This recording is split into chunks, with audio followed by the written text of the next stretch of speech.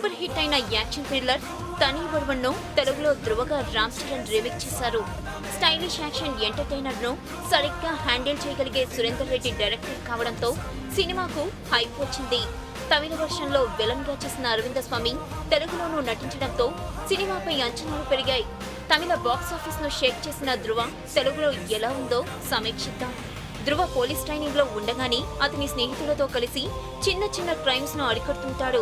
ఓ crime లో పట్టించిన నేరస్తుడు వెంటనే రిలీజ్ అయి బయట తిరుగుతూ ఉంటాడు. షాక్ అయిన అతని ఫ్రెండ్స్ కు చిన్న చిన్న క్రైమ్స్ వెనుక పెద్దవాళ్ల హస్తం ఉంటుందని, తను ఎవరికీ తెలియకుండా దానిపై రీసెర్చ్ చేస్తున్నానని చెప్తాడు. ఆ రీసెర్చ్ లో భాగంగానే సిటీలో జరిగే ప్రీతి క్రైమ్ వెనుక సిద్ధార్థ్ అభిమన్యు అనే తెలివైన బిజినెస్ మ్యాన్ ఉన్నట్లు గుర్తిస్తాడు. దేశాన్ని శాసించే సత్తా ఉన్న అతన్ని ధృవ ఎలా ఎదుర్కొన్నాడనేదే మిగతా స్టోరీ. తమిళంలో సూపర్ హిట్ అయిన తని ఒరువన్ను తెలుగులో మక్కీకి మక్కీగా తీసి సక్సెస్ అయ్యారు. ఫస్ట్ హాఫ్ లో హీరో హీరోయిన్ల లవ్ ట్రాక్ లో కాస్త చేంజ్ చేసినా అది పెద్దగా ఇంపాక్ట్ ఏమీ చూపలేదు. ఈ సినిమాకు ప్రధాన బలం కథ, గ్రిప్పింగ్ స్క్రీన్ ప్లే. ఇలాంటి సినిమాను తెలుగులో పర్ఫెక్ట్ గా హ్యాండిల్ చేసే అతి కొద్ది మందిలో సురేందర్ రెడ్డి ఒకడు. అతనికిచ్చి మంచి పని చేశారు మేకర్స్. చేతిలో అద్భుతమైన ప్రొడక్ట్ ఉండనే ఉంది. ఇంకేం, సూరి తన స్టైలిష్ టేకింగ్ తో చెలరేగిపోయాడు.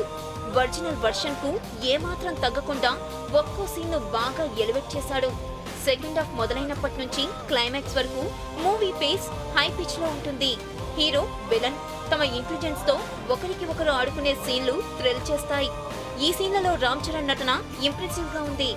ఇంతటి ఇంటెన్సిటీ ఉన్న యూనివర్సల్ సబ్జెక్ట్ రాసుకున్నందుకు తమిళ డైరెక్టర్ మోహన్ రాజాను అప్రిషియేట్ చేయాలి. ఒరిజినల్ వర్షన్ చూడని వాళ్లకు ఈ సినిమా కొత్త ఎక్స్పీరియన్స్.